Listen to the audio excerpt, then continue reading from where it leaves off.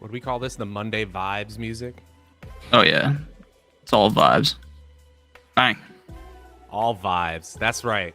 What's up, everyone, and welcome back to the Stochastic Best Ball YouTube channel.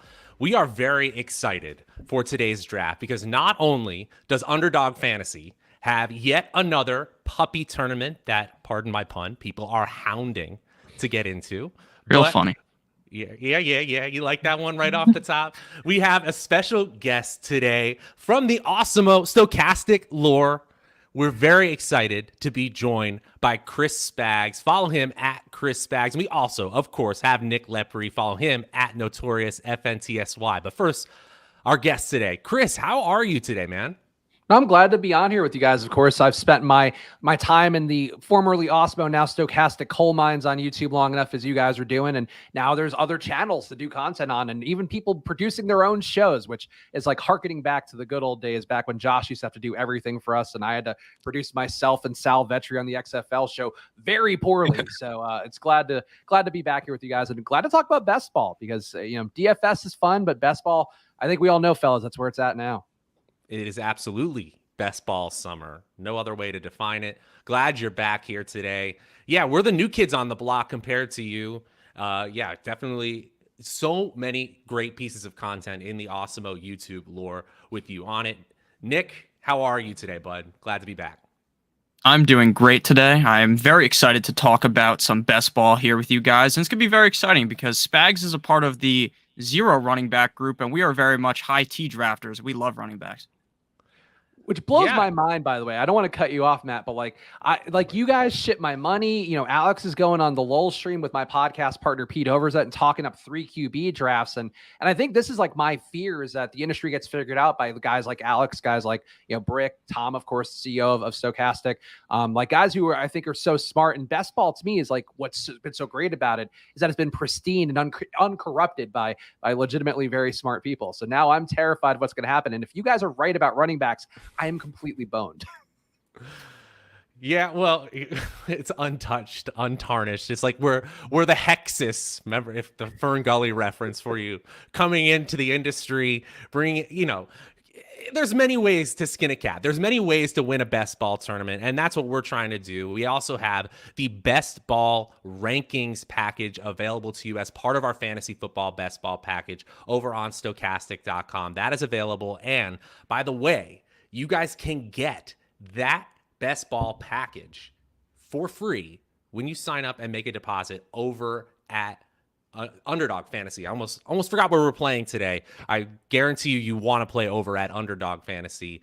We have a link on stochastic.com/best-ball. Definitely check it out. We have rankings for tournaments like we're going to be doing today. We have rankings for cash games. We have rankings for all the platforms that you're playing on. We're pretty partial to Underdog over here. Make sure you use promo code Awesemo when you sign up. And Nick, let's start to head into the draft here. But before we do, and we usually talk about any breaking NFL news at this point while we're just waiting, getting into things here.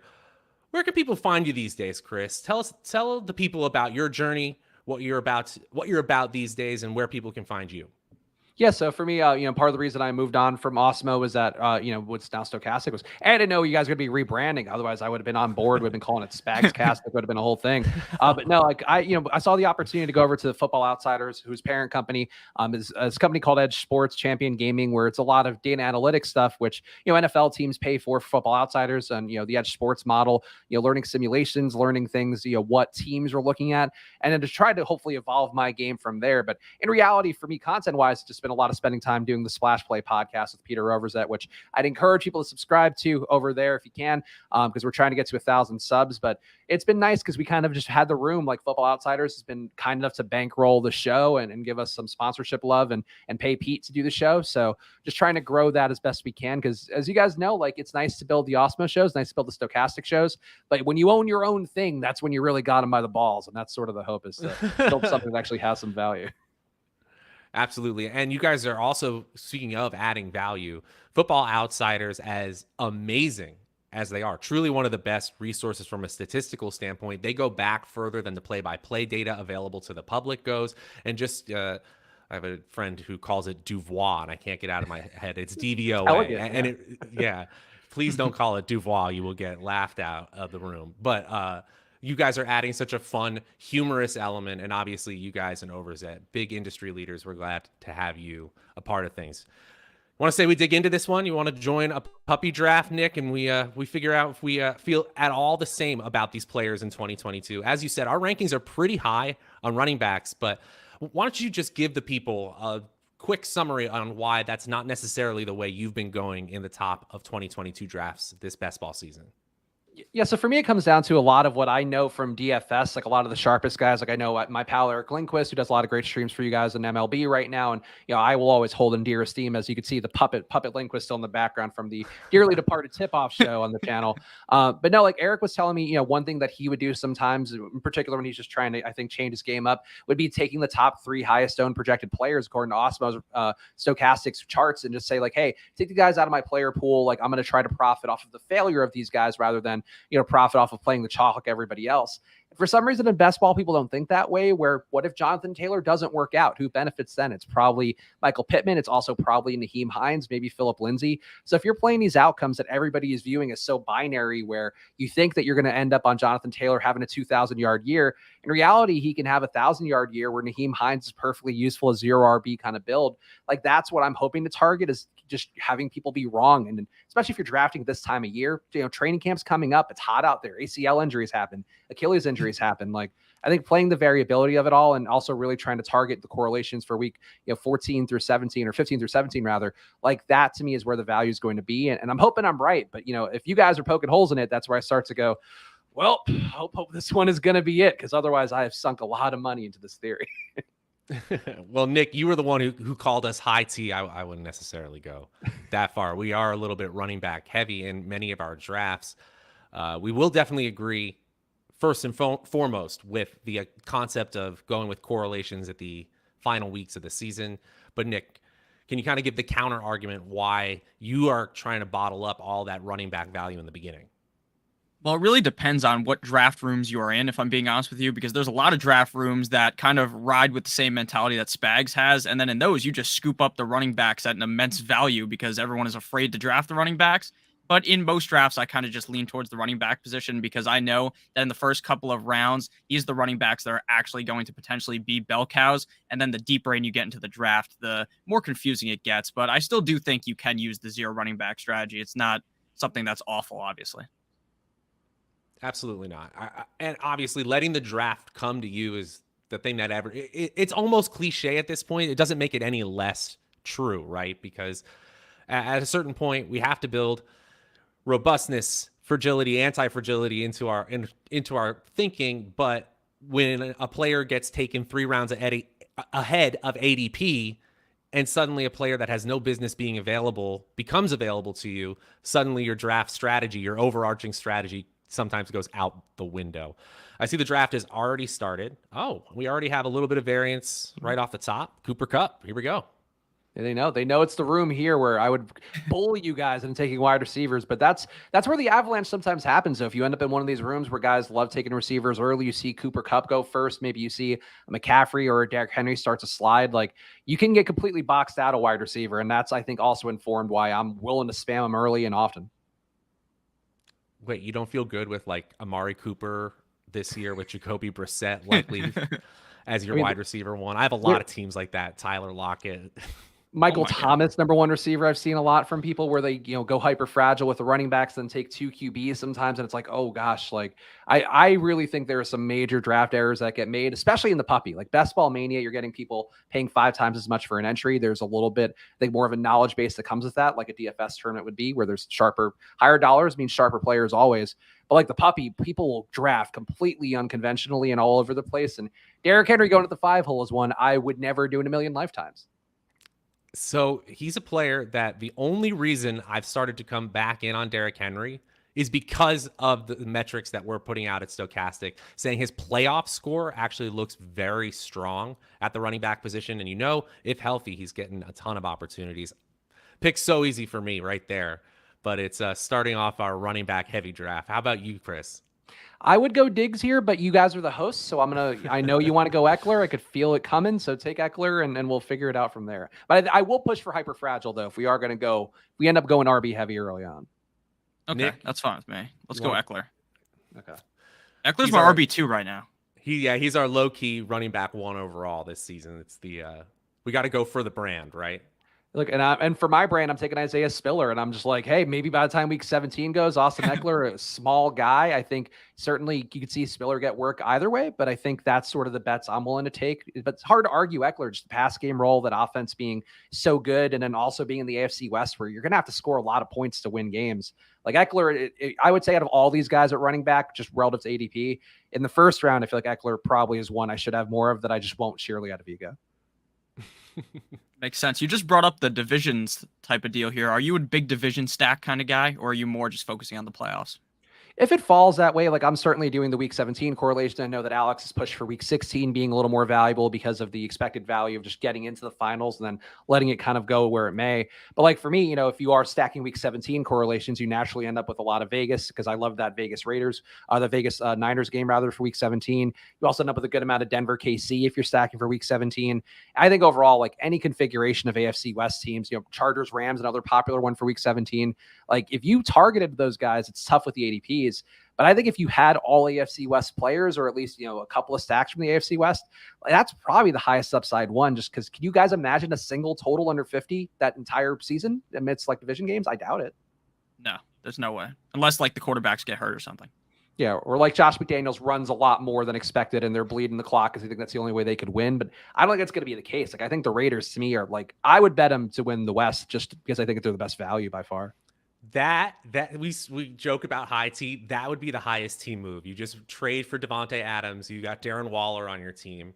You have Hunter Renfrow who makes the Pro Bowl, and you just run the shit out of Josh Jacobs and Zamir White and whatever's left of Kenyon Drake. McDaniels has done weirder. Yeah, it wouldn't be shocking. I mean, I think that's certainly the McDaniels way remember the Tebow year that he got the most out of that situation by playing it really close to the vest. I'm curious what you guys would suggest here. Yeah, my pick would be Mike Evans personally. It's pretty much a landslide. Okay, I'll take Mike Evans. Do Andrews as well. Honestly, Debo I've been coming around on it. How are you feeling? I like Debo a little bit more. Like Pete, I'll keep touting Pete over because he really is the one that helped me, really encouraged me, much like Alex did and Tom did in the founding team. Of course, Josh and Laffy and all those guys ship my money, encouraging me to be better at DFS. Pete has encouraged me, I think, to try to dig deeper. And he really pushes, trying to target like what would these ADPs be for week 15 through 17. Mike Evans with Chris Godwin coming back, you got to think would be lower than Debo Samuel just because Debo's role is pretty concrete. He gets the rushing, gets the passing, all of that. So I would probably lean Debo just because I think that's a compelling argument. But Mike Evans, like the upside's there. If Brady's staying upright, like Evans is going to get fed the ball. So it's hard to argue, but I think I'd probably slightly favor Debo if I could. He was much more. Debo on a per touch basis. I mean, obviously he had the very unique role, especially as they started giving him rushing touches, but much more efficient on a per touch basis. The one thing you can say about Evans is the touchdown efficiency of Evans with Brady at the helm has been absolutely elite. Wide receiver touchdowns are the hardest to predict, but they're also the thing that win us fantasy weeks more than any other. If you have more wide receiver touchdowns than your opponent, you're probably going to have a good time as long as your running backs stay at replacement level or better.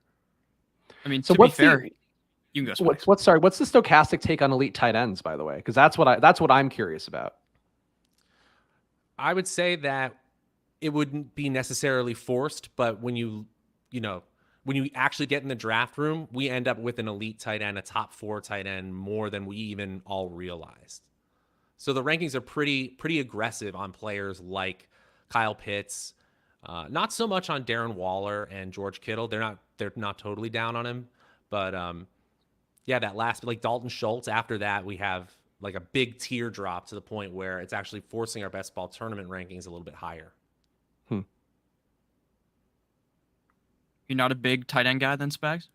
No, I mean, I'm elite tight end, I think, is the one thing where I spent a lot of time on the RotoViz roster construction explorer page just playing around because that's where a lot of the sharper guys that I've been trying to tail the work of have been, doing their due diligence. And, Alex has poked holes in this, Osmo's poked holes in this about, like the past results of DFS slates don't necessarily mean what's going to happen tomorrow. But I do think 6 years of best ball data, of the fan ball data in particular, I think there's stuff that jumped out to me. And elite tight ends were the one thread I saw across every industry article where it's like, oh, this build, you want an elite tight end. This build, you want your win rate to go up because you have an elite tight end. I think targeting those guys that can give you that week 17, 30-point game, there's only a handful of them, at least on paper right now.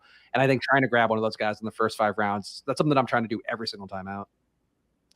It's definitely true. And, one thing that you get in, that's a great tool that you're talking about. When you get into historical data, because until the, I'll talk about it in a minute. Let's get on the clock here. It's got to be DJ Moore here because of the Evans correlation.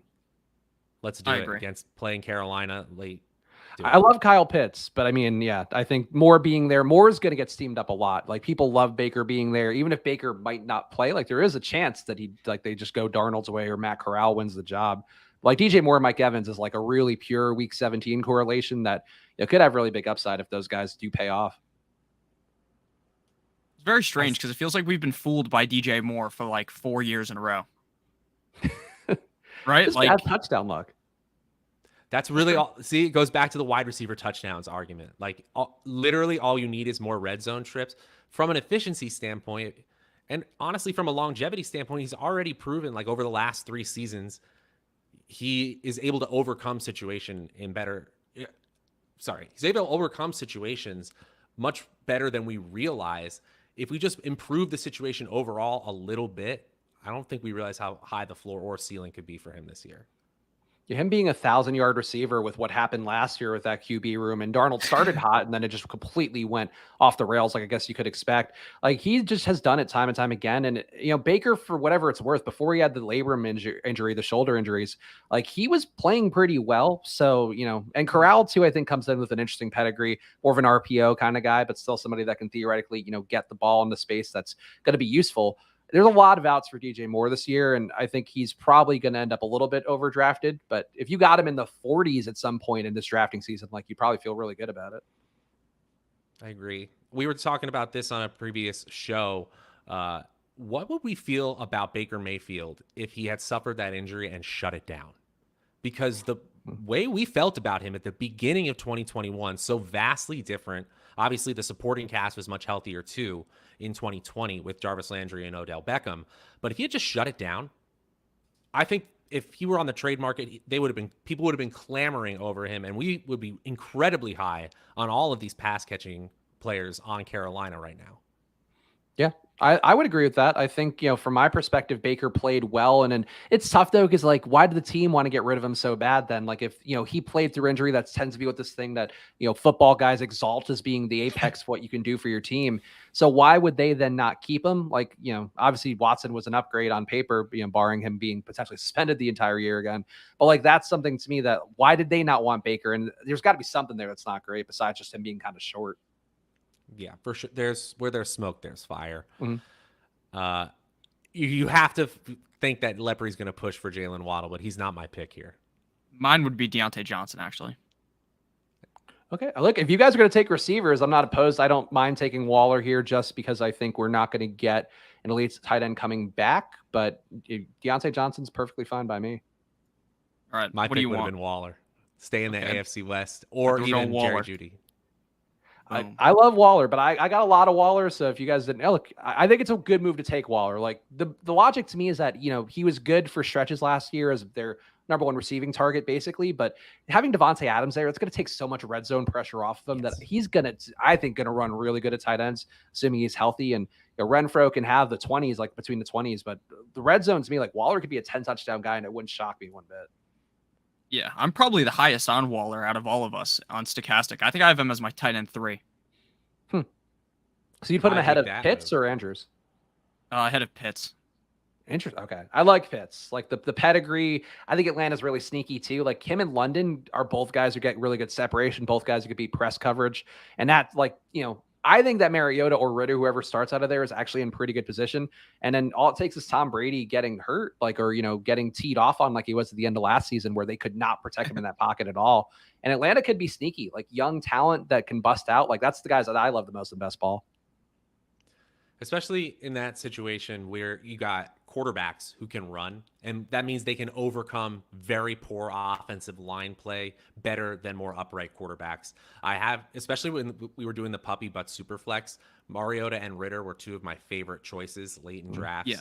Not necessarily in this format here. You don't really get that far in the quarterback pool, but I completely agree. It's not a division that is set in stone outside of a healthy Tom Brady, to the point where if there's one thing that goes wrong, a 42-year-old quarterback going down injured, that division goes haywire if Brady gets hurt.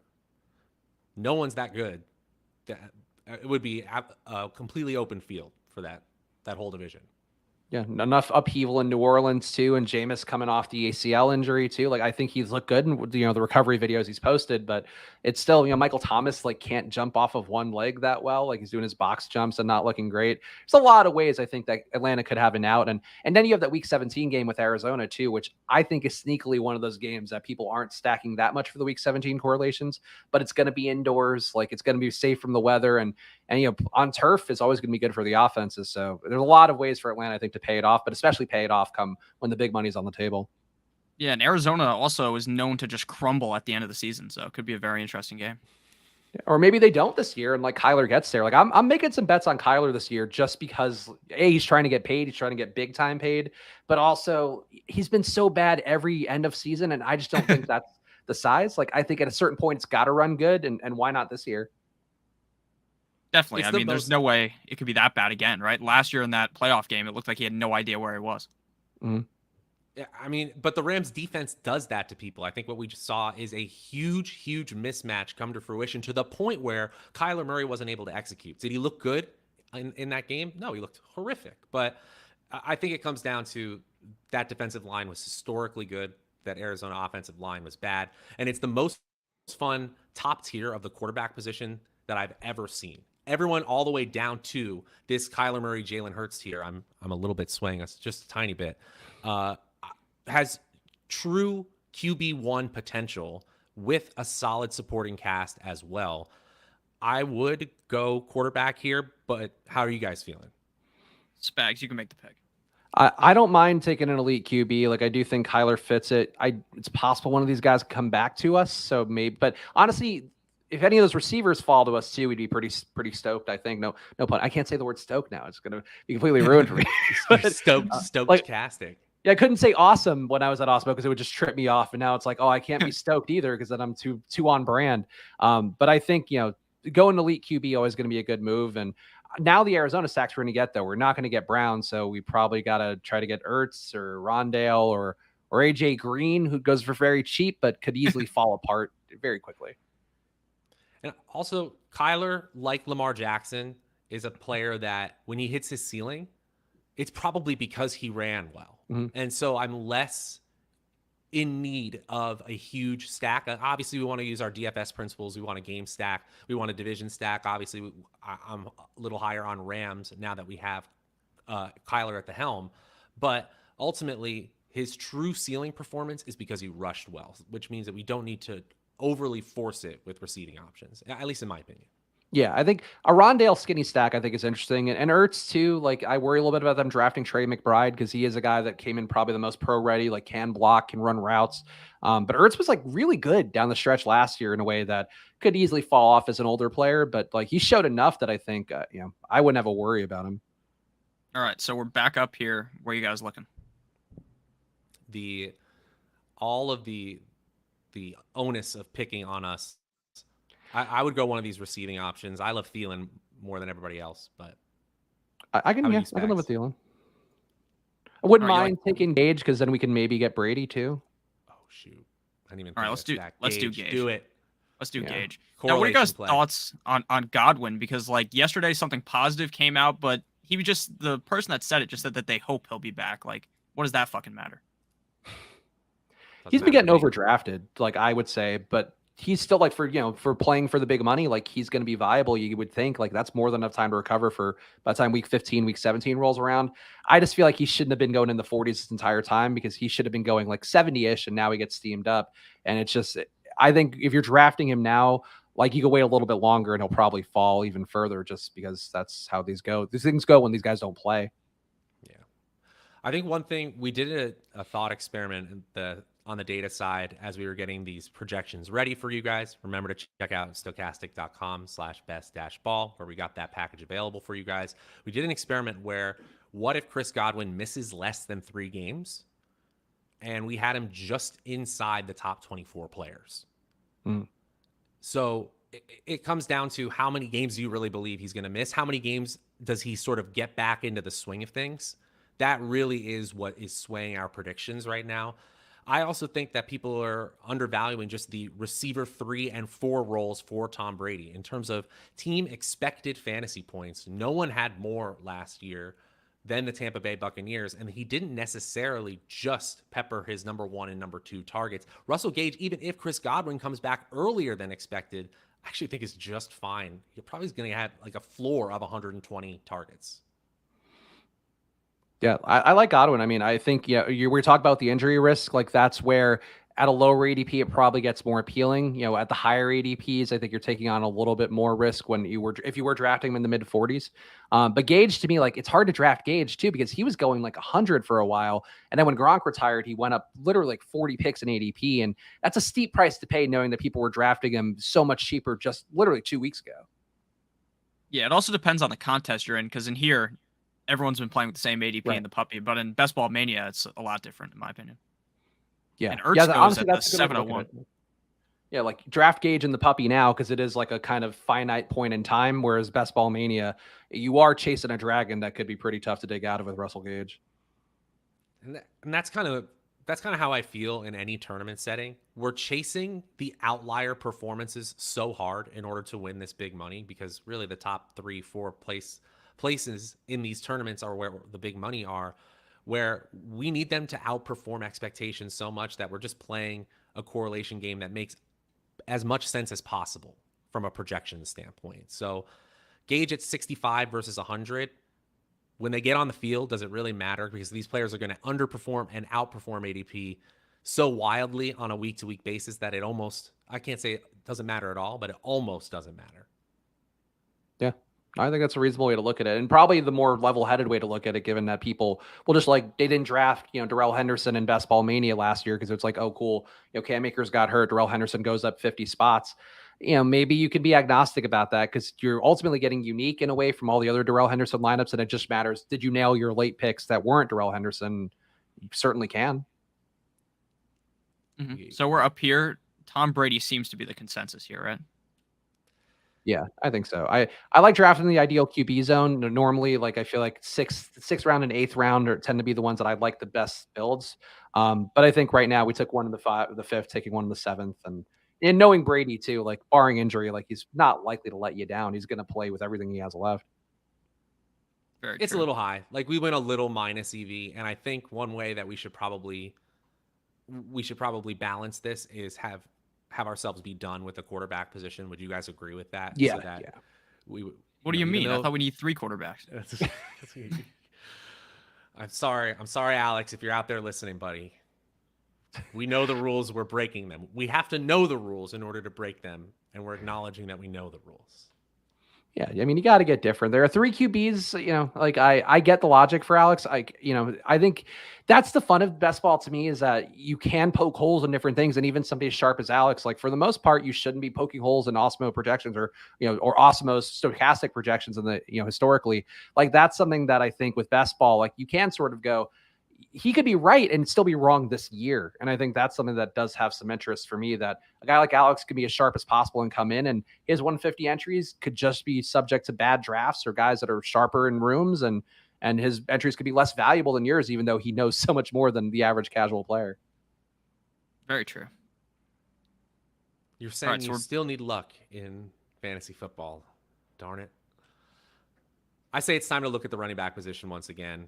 I do like these wide receivers, but I feel like coming back around we'll have another shot. What do you want, Spags? I kind of want MVS here, if I'm being honest. I don't mind taking MVS. It does feel like we're a little thin at receiver. Kirk, I think, is interesting too, and you can get some different correlations with Houston late, but MVS I think higher upside. We're making this AFC West bet. Well, I took Christian Kirk, I think, on accident, so it is what it is. Well, that's fine. I like Christian Kirk a lot because I don't have any Christian Kirk. I have like 70, not 70%, but I have so many drafts of MVS. When I was doing all those underdog cardio club drafts, I drafted MVS every time. Can we just talk about how the Underdog Cardio Club low key like actually helped a ton of people move a lot more? Someone predicted like 3,800 miles run Wow. or walked through the Underdog Cardio Club. Yeah, I Pretty mean, solid it's outing. impressive. Like, I think, Rudman and Pete and those guys and what they were trying to do, like, certainly altruistic. I do have to say, like, we had one guy draft his 17th and 18th round picks on Splash Play, and he was like sweating, and he did eight drafts within 2 days because he was like, oh, there's going to be some cool prizes to get raked back and whatever. And, just was not a They good went the draft for him. full The Office with and they have corporate has to come in and totally change the plans. Yeah. Yeah. Yeah, like This is it's why we can't have definitely, nice I things. think it was a clever scheme by Pete and company to get some minus EV entries from people that were not prepared to be doing a Stairmaster for 18 rounds of a draft. Oh, it's a way to get drunk drafters in the morning. That's some galaxy brain level thinking. Wow. Are you guys hitting the midnight drafts? Because I have to say, for me, that with the newborn that we have here, he's 4 months old now, and it's definitely not the most functional for me to be drafting at that time period. But Pete, I know Justin Herzig, who won Best Ball Mania 1, talks about these drafts a lot, and it feels like the one untapped part of EV is just drafting with drunk drafters every night if you can. That really is because I think when they release on Underdog the data from the year before on these tournaments, they do have time of draft information. I got to put that in the backlog. That absolutely could be an edge that needs to be explored more. If you draft on DK, it seems like everyone's drunk in those. If you've ever done any of those, it's like people have no idea what they're doing. They love running back QB correlations that make no sense. That's what they love on DraftKings. And hey, look, I said on Splash Play, like DraftKings sent me $1,000 the other week for, I don't know why. I think because I haven't been playing enough DFS, and they're like, we'll get him back on the hook somehow. And I'm like, in perfect time for best ball. Like, I'll play now. They sent me a shirt too. Like, if you want to win me back, sending me goods and literal money is the way to do it. I like that. All right, so I just noticed 3 of our wide receivers are on bye week 11. That's just not great. That's not awesome. We'll be fine. Don't worry about sex bots are here, but we need a running back, I think. I love Singletary. Generally. Me too. No qualms with that one. Yeah, when there was a period where like he and Cook were going interchangeably, and I just didn't get it. Like Singletary was getting fed hard. Maybe next year Cook supplants him, but like I don't mind taking either one, whichever one has a lower ADP. I'm willing to go to. But Singletary is just undervalued. Like to me, he should be in Josh Jacobs territory. If not for the James Cook risk, I suppose. I mean, I see the same thing with Kenneth Walker and Penny. I definitely want Penny, and he goes later for some reason. It's all about trying to predict injury or trying to predict changeover, which we know happens every single year in the NFL. It's just, as you were saying earlier, Spags, it's win. The win part is very, very difficult in fantasy football. That's why all these different formats, weekly, seasonal, are popular, because the prediction of when things will happen, even if talent is very obvious for people, that's the hardest part. I mean, I know I saw the player profiler comps for Kenneth Walker, and it's like LaDainian Tomlinson. Like he and Breece Hall have the best too, where it's he gets Tomlinson, Breece Hall gets Jonathan Taylor. It's like, yeah, I would love to get a share of LaDainian Tomlinson. That's somebody who missed him every single year in redraft leagues back when I was in college and high school and whatever. So if I can get in now and Ken Walker, I'm willing to do it. But I agree, like Penny was a beat. Penny won people like a lot of money last year in week 15 through 17. And that's sometimes that can carry over. You love Penny this year, Nick. That's your dude. Yeah, and what's funny is like years prior, I actually hated Penny because he always got hurt and everyone talked him up. But now I'm just all on board because everyone seems to be riding with Walker. Yeah, I like Seattle overall. It's an injury I've certainly, I've beaten that Drew Lock drum. I don't know if you guys have a take on that you give out, but I think there could be interesting. Like I think when everybody uniformly writes off a team and goes, they have no shot, and then you have DK Metcalf and you have Tyler Lockett and you have good running backs who are young, there's still something there. It's just a matter of can they be put in position enough to succeed? I mean, there's talk now of Jimmy Garoppolo potentially going there, and I know that would hurt for you, obviously, with all those Drew Lock and Geno Smith teams. Yeah, I mean, Drew Lock to me is like the platonic ideal. Like Josh Allen was that, and it ended up being something that I remember I said it on an Osmo Sunday Live Before Lock show back before Josh Allen his breakout. I'm like, you should play him this week against the Patriots because like he's running a lot and throwing a ton of deep balls, and at some point that's going to run good. And then obviously I didn't expect him to be a top QB in the league, but guys who rush a lot, who throw the ball deep with a lot of volume, like I'm always willing to take that shot at variance, especially if they're young. Jimmy Garoppolo, we kind of know what's there, and that's like pure game manager, which Seattle doesn't need. They don't need a game manager. Oh, but does Pete Carroll think they need a game manager? I know. You just said, I mean, it's the law of rational coaching. Can we think it's actually going to stand here? Oh man, Cordero would make sense. I think he's a player I don't have a ton of, so I'd be kind of down to do it. Yeah, I like 17 correlation with Kyler. Mm-hmm. Let's do it. Now, do you think Cordero is going to be the clear number one running back on the team, or do you think Algier is going to see some work? How can you expect a 5th round rookie to just come in and take the job? I get it that Patterson, in terms of like the opportunity for a 5th round rookie, doesn't look better than this, but we got to pump the brakes a little bit on our expectations for a player like that. Somebody who's got more than 20% Tyler Algier, I'm going to stump for him, but it's because he's so cheap right now. And it's one of those guys that, come training camp, if Patterson gets hurt or Damian Williams gets hurt or whatever the case may be, and they're like, Algier's running with the first team and these receivers are looking great, you're going to get a lot of goal line touches for Algier. He probably goes up to the low hundreds instead of 150. So I think that's one of the luxuries you get by drafting now is you take Algier and you hope that ticket ends up more valuable. It's like getting better odds in a bet, that increase over the course of a season. That's my hope. But I worry that Damian Williams just ends up being the guy and it's like, oh, cool, nobody drafted him. And he ends up being completely like a league winner in the 18th round.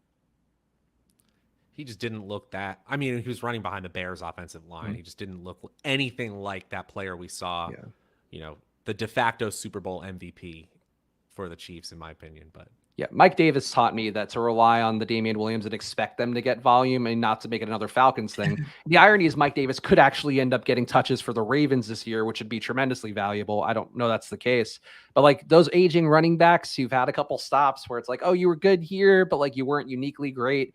It's tough to bet on those guys. And I think in best ball, like that's the one mistake I've been trying to correct this year is take the young guys, because even if they are shinier new toys, at least there's something of upside there. Whereas the older guys, it's like pure situational. And yet we find ourselves roped into 32-year-old Cordero Patterson at the 113th pick. He had his breakout season at age 31, so that's what you want to see in your. That's how it usually works. That's when I think I'm going to break out in real life, maybe 31 years old. So that's when you're wise enough to handle yourself. Exactly. See, man, this is the part where like the quarterback tier break is humongous, and I want to be done with the position right here. In my opinion, I'll take some shots at Justin Fields, Tua Tagovailoa, but honestly, I think we're getting smarter in quarterback ADP faster. It's getting sharper at quarterback faster than any other position. The guys with the highest upside, the highest QB1 probability are going where they're supposed to. And, you like Daniel Jones, Nick, but even there, I think even with the new coaching staff, the probability of it actually hitting this year, working this year, is low. Yeah, but I mean, this is his last chance, right? If it doesn't work this year, you're never going to see Daniel Jones again. Just off the face of the earth. I think he would get one. He would get a Trubisky chance. Like he would go somewhere as the backup, and then rehabs himself into a bad starting job. All right, so we're back up here. What do you guys want to do? So to use the principle you were talking about, Spags, Jameson Williams looks like a shiny new toy right here.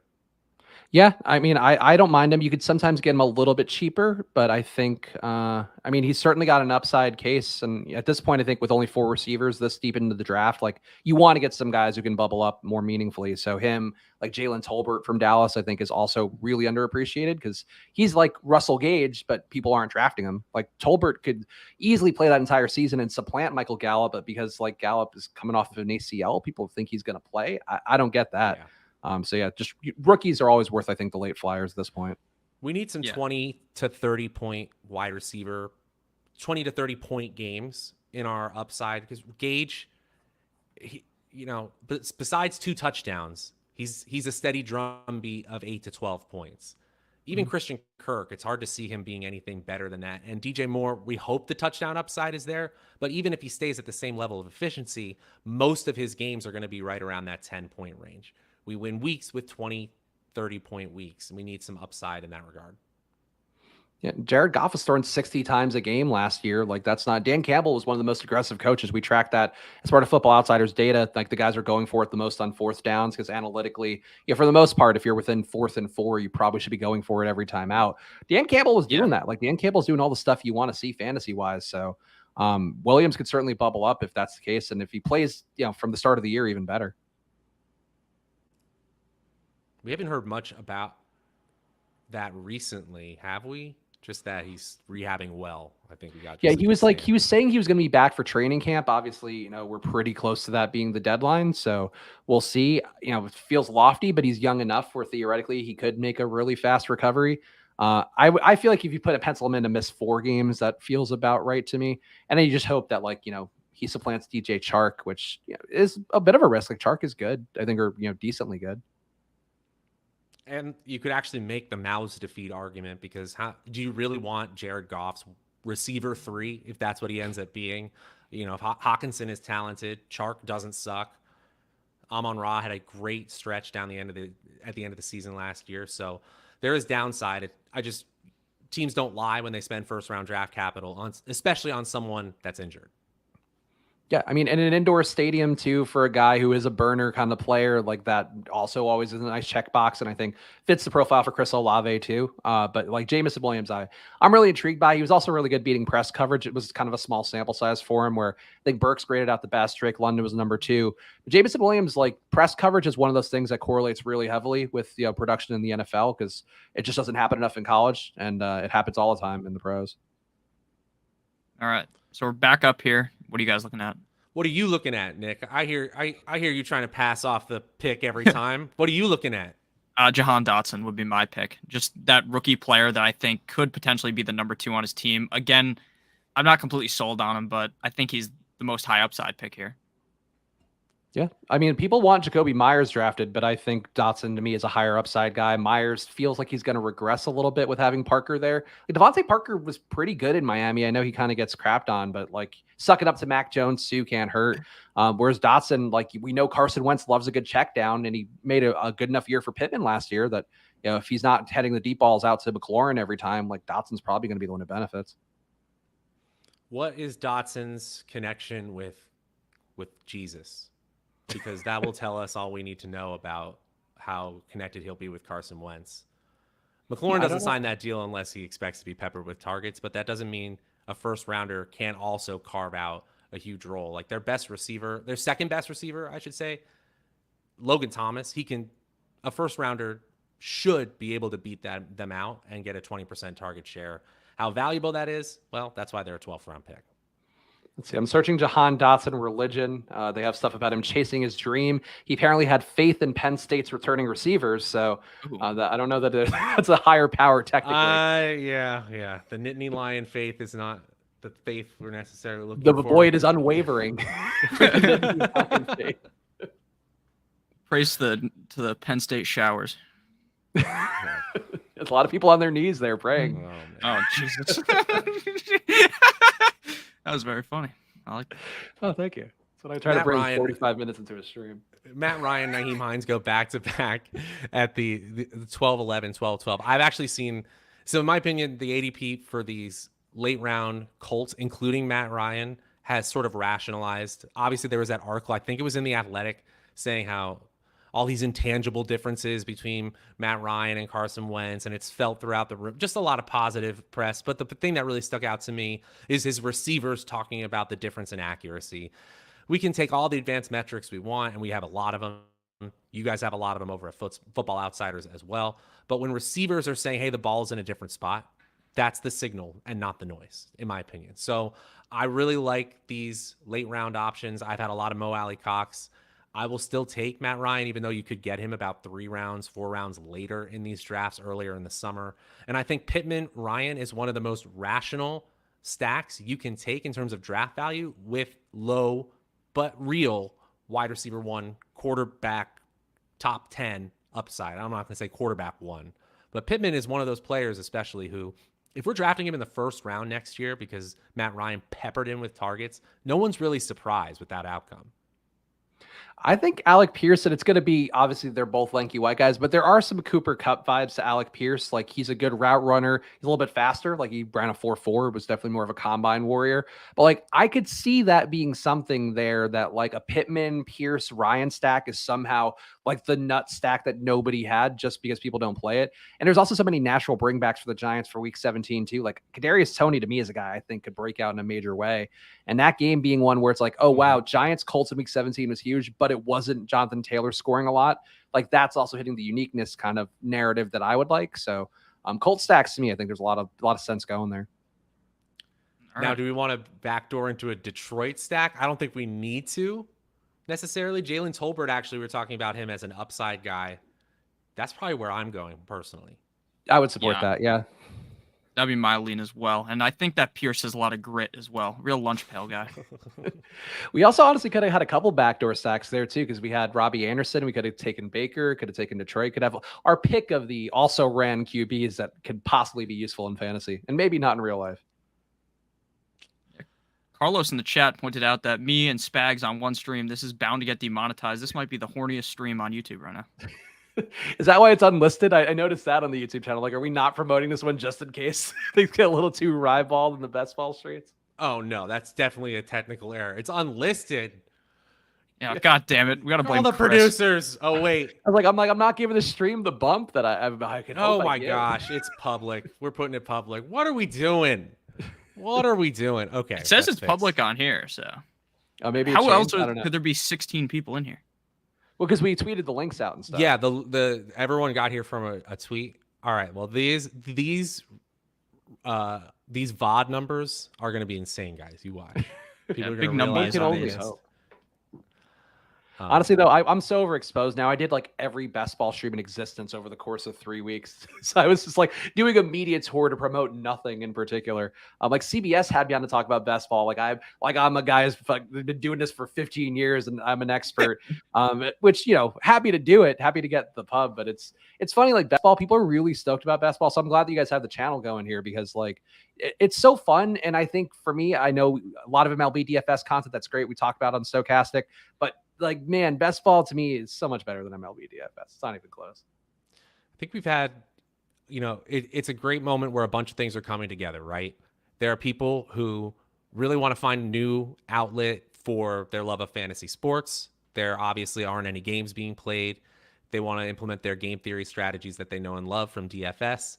And we got to hand it to sites like Underdog, who made really, really user-friendly platforms, made it really fun tournaments with really huge prizes. All of a sudden, all these things come together, and it's time to go. And that's why we've focused a lot over the course of this offseason and going forward here about where best ball is going to go. I think there's a huge room for innovation as we keep going here, and as more people sign on and learn about it. All right, I realize it's time. I love Robbie, even though we just talked up Alec Pierce. If you guys want to tell me I'm wrong, you could talk me into taking Herbert too to get some sort of Chicago bring back for Detroit for week 17. But I think Robbie, if you guys want to go receiver, I'm fine with that. I know our projections are going to have Gus way higher. Not really. Yeah, I love Gus. Yeah, those extra, it's sort of the same thing you're talking about with Mike Davis, just betting on a different side. Those extra running backs on the Baltimore side, the holes that Lamar Jackson creates, even if it is a secondary or tertiary running back option in that offense when healthy, they're valuable. No, I mean, I love Gus as a part of a zero RB build. Like he's one of those guys that I think could easily, get 6 to 8 touchdowns or maybe even a little bit more and just be good enough week after week to get you there. And that's what I love in a zero RB build. Is just guys that are going to be just decent enough to hold off like, a McCaffrey onslaught or a Taylor or whatever happens on a given week. This is like our modified zero RB example here, because we don't pick after Eckler at pick 8. We don't pick another running back till after pick 100. I do think we need to consider both a high floor guy and a high ceiling guy to close out the running back position.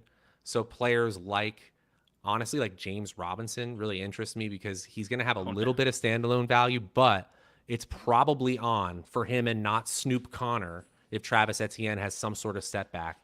Not the most likely thing, but again, we're not betting on the most likely thing as we round into round 15. Robinson falls so deep though. Like I've gotten him at 200 before, and it's like I have a hard time taking him at ADP just knowing that everybody else devalues him. People are steaming ATN, and ATN to me like profiles really well, but he's a third rounder now. Like you get him in the fifth round a couple months ago or a couple weeks ago rather.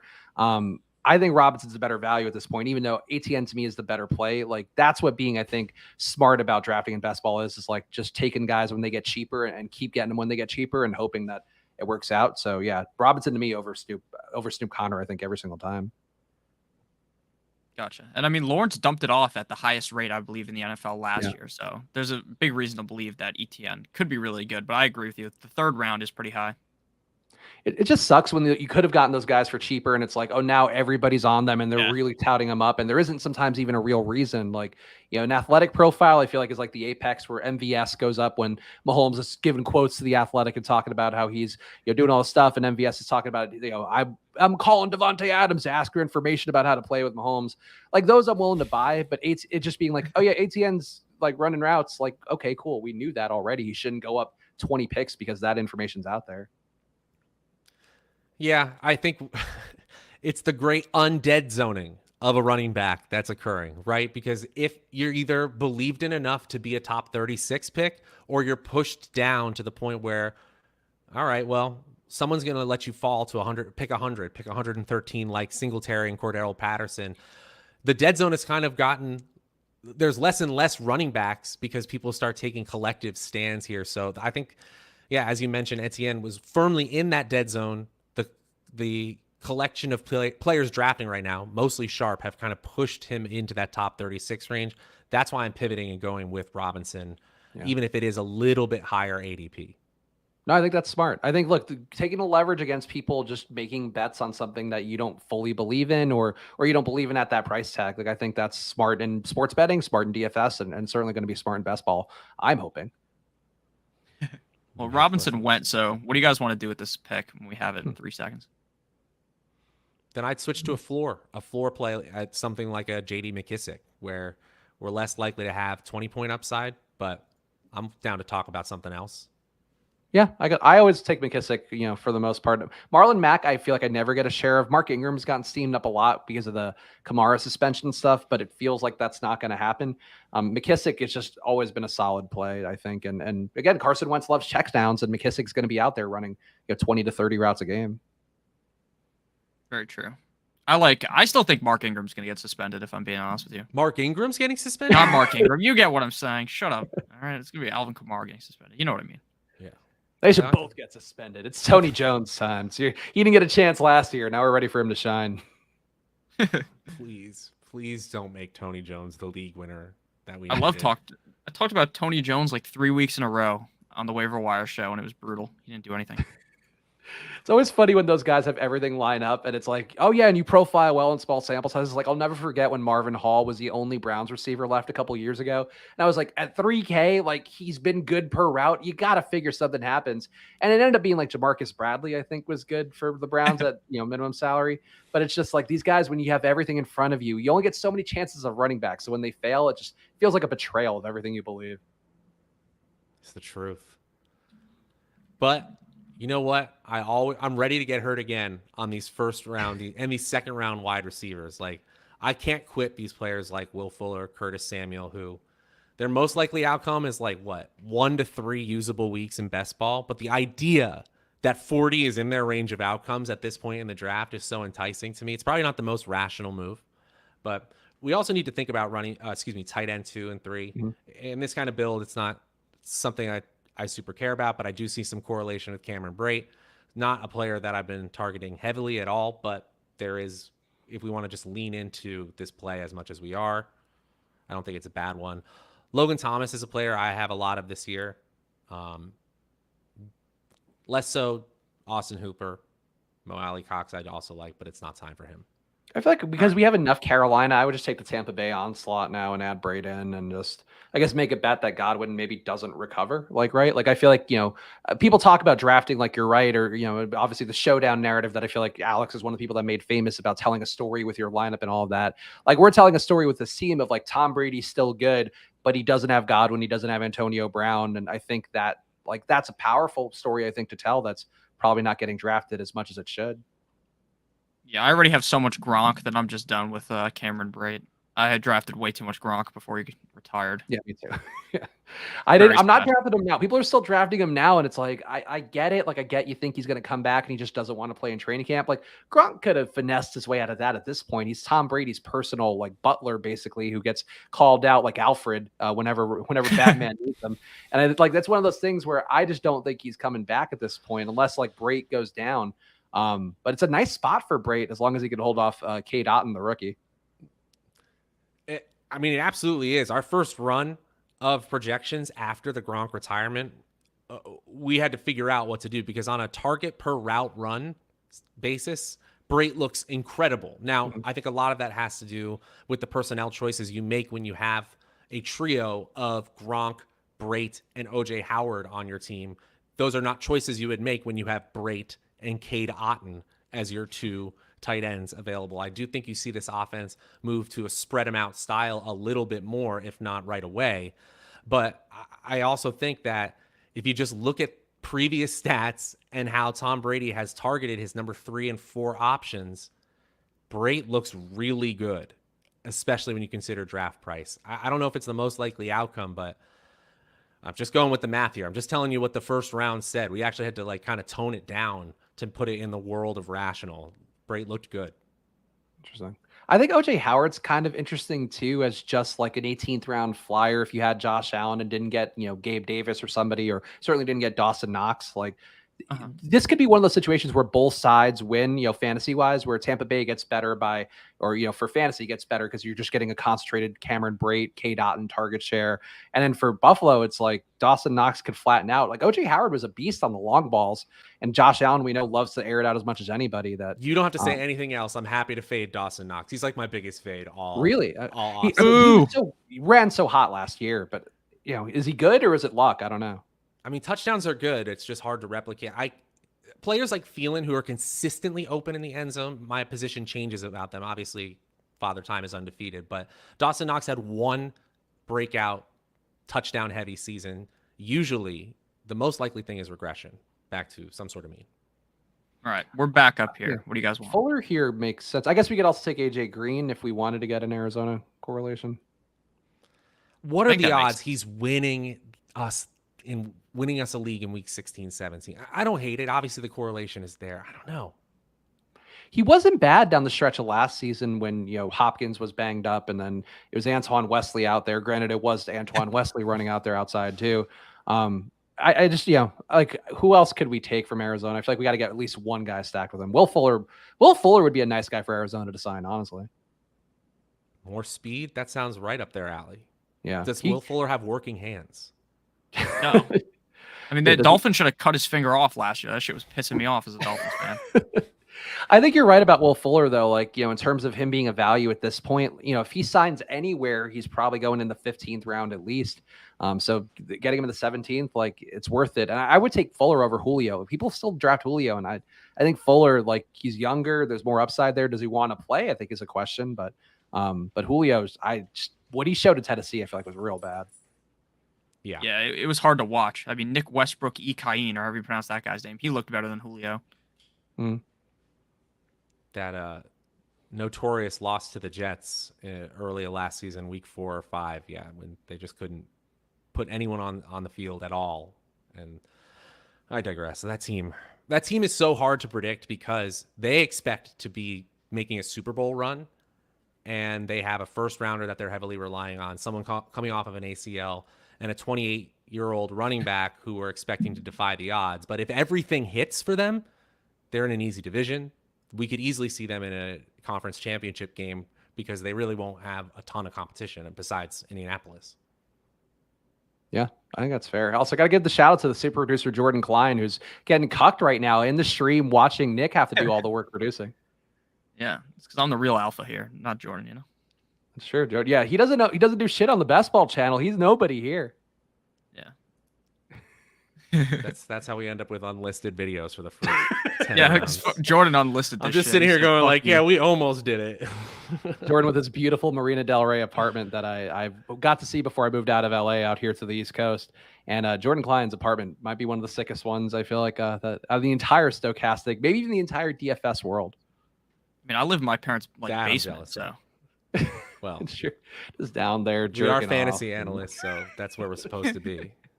exactly the basement. All right, are we taking another running back? Or are we riding with Eckler, Singletary, Patterson, and McKissick?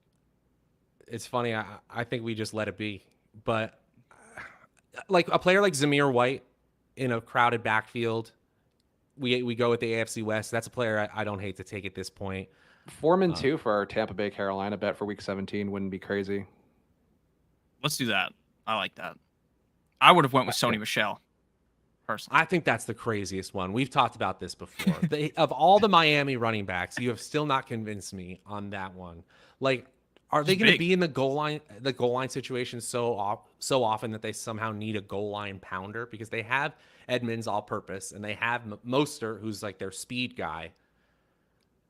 I mean, he's the second best pounder in the AFC East besides Zach Wilson. So, oh my God, that's actually pretty good. You can't spell Sony Michel first in touchdowns without MILF, I guess. Imagine. I like Sony Michel just because I drafted so much Raheem Mostert earlier in the offseason that I was like, I got to take Michel now just in case. There's a pathway there. Like if you're going to go with the thesis of just taking the lowest drafted, lowest ADP running back out of any backfield and hope they bubble up, like Michel certainly fits that thesis. Like he did it for the Rams last year. And I think there was nobody who was like, yeah, Sony Michel, you got to get a taste of Sony Michel. It's going to really work out. And it ended up working out really well. Yeah, I mean, Sony Michel when healthy is not that bad. Mm-hmm. Not a pass catcher, but he's better than like people give him credit for, I think. One of my worst takes was that coming out of Georgia, I thought Sony was going to have a better career than Chubb. Ooh. I just thought that Sony had looked profiled as a pass catcher more than Nick Chubb did. And you know what? Nick Chubb did not profile as a pass catcher, and it did not matter. He was significantly better. Let's see how he runs facing 9-man boxes of Jacoby Brissett's at QB. I don't know how well that's going to go for Nick Chubb this year. He's going to have 25 touches a game at like 3.8 yards per touch. He's going to be getting full back carries, just falling over at the goal line. No skin off his back, not his fault. He'll still break one for like 90 yards every game or so because that's just what Nick Chubb does. But boy, I would worry if I were a Browns fan if you don't get creepy Deshaun Watson in the back pocket. Yeah, I mean, Watson loves a good Chubb, so. He does. He's bringing him everywhere he goes. You finishing off the 18th round with some 18th round jokes. Deshaun Watson would be so happy to hear that phrasing. Yeah, I know. I mean, that's why this video was unlisted because of jokes like that. Yeah. All right, Nick. You want to break down before we get demonetized as well? You want to break down the team? Tell the people what we ended up drafting, and we'll go through a general strategy before we sign off. Yeah, so our team is comprised of quarterbacks Kyler Murray and Tom Brady. Running backs are Austin Eckler, Devin Singletary, Cordell Patterson, J.D. McKissick, Deontay Foreman. Our wide receivers are Mike Evans, DJ Moore, Russell Gage, Christian Kirk, Jamison Williams, Jahan Dotson, Jalen Tolbert, Robbie Anderson, and old man A.J. Green. Our tight ends are Darren Waller and Cameron Brate. Well, we did pretty good. Yeah, I think it was all right. We did that stack best ball show on this channel just last week. We'll talk about the 3 levels of stacking. We obviously have AJ Green and Kyler. We talked about why we're going for rushing upside. And then we have a ton from a Tampa Bay stack situation. We've got Mike Evans and we got Cameron Brate. Then we look at the secondary level. We want a game stack with correlations to our week 16, especially week 17. Obviously, that's why we're grabbing Carolina. We've got Atlanta and Arizona game stacks as well. Pretty solid. And then our third level, which is the divisional stacking. We talked a lot in the very beginning about just how valuable we think the AFC West is. We did a good job with Eckler, Waller, and then forget somebody else. We got somebody else from the AFC West. I digress. Pretty solid use of the 3 levels of stacking that we always talk about. And then the overarching draft strategy was there as well. Classic hero RB team. Maybe we went a little too heavy on the quarterbacks early, but top 10 running back pick with Eckler, and then we don't come back to the position at pick 100. Not my favorite running backs, but that's why they're after the 100th overall pick. Chris, how do you feel? Did we stick to your brand, or did you basically just like, oh, I get this pick, but I'm just here as a guest? Did we bend to your knee, bend to your Bend the knee. rules I mean, enough? somebody's got the Sean Watson on the brain. Yeah. No, from my perspective, I think that we met in the middle pretty well. Like I think I should be taking more hero RB / anchor RB builds. I don't do it enough, but I do think the win rates back out that it's worthwhile. And then certainly the stuff that Alex has talked about and that these guys are talking about on the Stochastic channel, I think are really going to cement that a guy like Eckler probably should be in the mix. The one thing I think we could have not done was we probably could have avoided taking Murray and then just gone a different direction there. Maybe gotten a little bit deeper at receiver and then gotten one of these flyer QBs later. Even went for that the Alex Baker recommended 3 QB build, which was there for us with Baker and I guess with Goff potentially. But I think that's, we got a lot more talent, as you mentioned, Matt, like a lot more rushing talent with Kyler. And I think we got the Arizona Atlanta. We got a lot of week 17 correlations, a lot of youth. So youth is something I'll always push here. We got AJ Green. He's going to suck the blood of Jalen Tolbert and Jahan Dotson in our locker room. Jamison Williams going to be eating his platelet rich knees and feeling good about himself. So I like what we did. Yeah, we got to be careful with Penn State guys in the locker room, though. It's true. We learned that today. Hopefully they're just praying. Hopefully they're just praying, right? So we'll see how this team fares. We'll see how all those players fare when they're praying at the 50-yard line eventually, soon enough. The season can't come soon enough. We can't thank you enough, Chris, for joining us today. Follow him at Chris Spags. Follow the Splash Play Pod as well. Him and Peter Overzet having an awesome time over there. Also follow Nick Lepri at Notorious FNTSY. I'm Matt Savoca at Draftaholic. We will be back soon enough here on the Stochastic Best Ball channel. We'll see you guys later. All right, Spags, real quick. Plug yourself, too. Oh, everything. Yeah, that's good call. Good call. Oh, okay. I thought we were just done. No, I just had to sign off. And follow at Splash Play Pod. Subscribe to the Splash Play channel if you can. We're trying to get to 1,000 subs on there so we can start to make some of that sweet cents per video, but also horror for super chats on there. But no, that's honestly just check out Splash Play with me and Pete Mondays, Thursdays, 2:30. I do a solo best ball stream Fridays at 2:30. So hang out with these guys, hang out with me at 2:30, and we'll have some fun. And I appreciate you guys having me on. I'm glad to be back in the old haunts and still, ruining another YouTube channel, a brand new one, putting my stank on so it can be demonetized and slandered left and right. Oh, we're plenty smelly. You fit right in. Yeah. Thanks so much again, Chris. We will see you guys soon on the Stochastic Best Ball channel. Adios.